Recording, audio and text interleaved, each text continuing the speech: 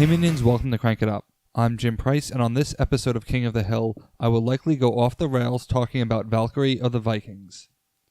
It's rare that a king minion has a strictly on-play ability, and if you're going to have one, it better be a good one to sacrifice the possibility of an engine. Valkyrie, wow. In my terraforming video, one of our regular commenters and occasional guest host Robert made the argument that Gravedigger is one of the most powerful minions in the game, and he makes a compelling argument. You can grab a minion of any power and bring it back to your hand, but at least it's only your minion. Imagine using Gravedigger to grab Valkyrie from Valhalla. Why? Because Valkyrie can grab a minion of any power of any other player. For me, this honestly breaks a golden rule of the game. I'm sure I'll eventually cave and grow to love it, but your discard pile is your discard pile. Your deck was your deck. While there were cards that played with this concept, it was either random or capped in some fashion. Valkyrie has no restrictions, and your discard pile is no longer safe. The Vikings also added some convoluted ownership rules I don't necessarily agree with, but that's minor compared to this infraction. I can take your strongest minions. You may not want to play them, because then I could take them when you're done with them. They aren't safe in your deck, because I can grab them with Raiding Party or Pillage. This is what Valkyrie does, while also providing 5 power. It's a great start for a big drop, while refueling for the next turn. Think about how annoying Queen Fluffy is. Well, now you can grab Queen Fluffy and turn the tables on your opponent. I'm okay with cards being powerful.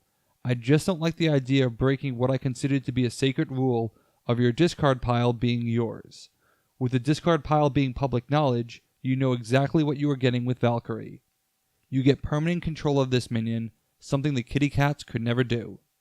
But if you don't have a problem with what this card does, you are going to love Valkyrie. The first minion I immediately thought of when I saw this card was one I was previously harsh on, Dr. Wen. This is absolutely a combo I would play with Time Travelers. In fact, I foresee this combo being banned severely. Valkyrie to grab a 5-power minion. Dr. Wen to play Valkyrie again to grab another 5. 2 copies of Do-Over to grab some power 4s. Using It's Astounding to pillage some more. Worst of all, because Timebox mentions the discard pile, not your discard pile, Valkyrie triggers it. The Time Travelers used to have terrible minions mostly, and now they have stolen the best minions of all your opponents.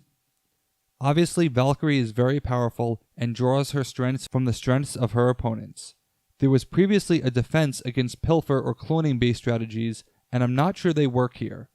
I remember playing Ghost against Eric's Sheep, who grabbed random cards. He kept lamenting that all my cards were terrible for him since he had no means to get to 2 cards or fewer. Such was the problem with random pilfering. But Valkyrie doesn't have this problem. You can grab exactly the card you want. Still, there are 3 major considerations working against Valkyrie that can possibly be construed as weaknesses. The first weakness is that, like most good cards, you actually have to draw it. The Vikings aren't known for their card draw. Quite the opposite, as you'll see on Friday. In some respects, they have reverse card draw. So Valkyrie won't do much good being buried on the bottom of your deck. You will either need a faction that has great card draw, or a way to get exactly what you want. As usual, the superheroes excel here, as you could have a mild-mannered citizen waiting for the time to turn into Valkyrie. But this leads into the second problem. Once you get Valkyrie, you need a minion worthy of stealing. Players may be hesitant to play their best minions for fear of giving you the same power. In fact, Valkyrie's ability is unblockable because it affects the discard pile, where defensive abilities no longer apply. The only defense is to not let the card go to the discard pile. If your best minions have on-play abilities, they become deadweight in your hand unless you are ending the game. Or, if they are engine minions, they may not be used to break a base and will stay out indefinitely.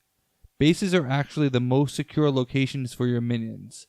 This is why the Vikings need unbounded destruction like a corruption or an assassination. My personal preference is the shapeshifters with Back to the Future, who can also solve the first problem with their cards that let you search your deck for a minion.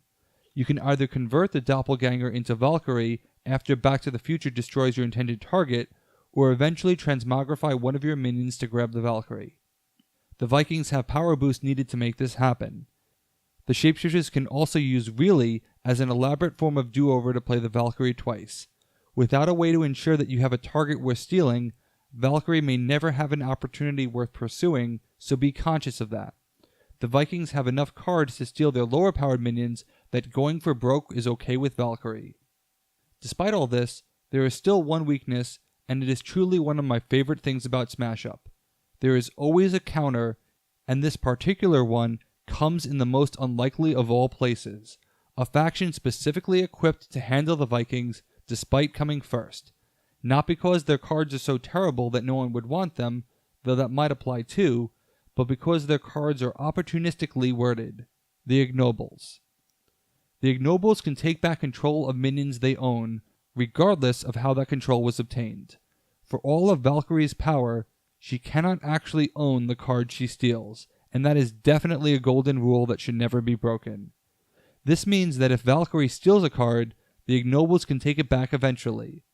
This is the perfect defense for engine-style cards, and the Ignobles have quite a few ways to take control.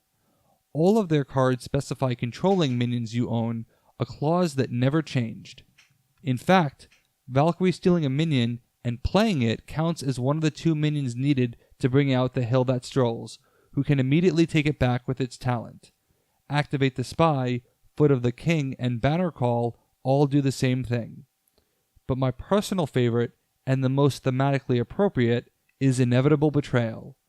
Imagine playing Ignoble Dinosaurs, a combo I really like, and your opponent steals King Rex and tries to use it for a big drop, only for you to take it back at the last moment possible. Plus, if you've watched Firefly, the fact that it's King Rex is amazing. Ultimately, this is actually the reason why I'm at peace with the Valkyrie's existence. Without a veritable counterpick, it would be broken, but with a counterpick, you're actually doing me a favor. Sure, I'd love it if you bring my powerful minion back into play. Thanks very much.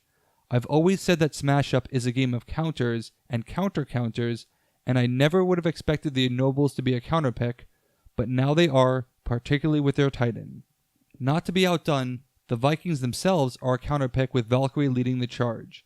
Valkyrie works against factions that only have strong minions, as you have to play one of them eventually. So steal a minion before they have a chance to recycle them, as these minion star factions tend to do. The princesses, superheroes, and vigilantes stand out this way. This is as it should be, counters and counter-counters. The Valkyrie may have a game-breaking ability in my opinion, but there's no denying her power. How do you feel about this Viking mechanic? Let me know in the comments. That's it for this week. Thanks for watching. Be sure to like and subscribe. Let's shut it down.